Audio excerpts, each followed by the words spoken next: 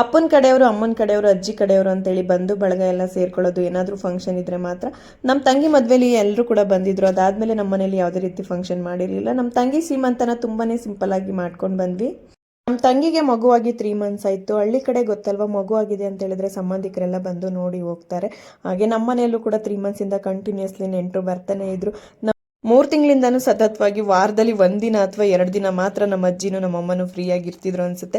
ವಾರ ಪೂರ್ತಿ ಆ ಸಂಬಂಧಿಕರು ಈ ಸಂಬಂಧಿಕರು ಅಂತೇಳಿ ಮಗು ನೋಡೋಕ್ಕೆ ಬರ್ತಾನೆ ಇದ್ರು. ಅವರಿಗೆ ಸ್ಪೆಷಲ್ ಅಡುಗೆ ಮಾಡೋದು, ಅವ್ರದ್ದು ಅತಿಥಿ ಸತ್ಕಾರ ಮಾಡೋದ್ರಲ್ಲೇ ನಮ್ಮ ಅಜ್ಜಿ ನಮ್ಮಮ್ಮ ಫುಲ್ ಬ್ಯುಸಿ ಆಗಿಬಿಟ್ಟಿದ್ರು.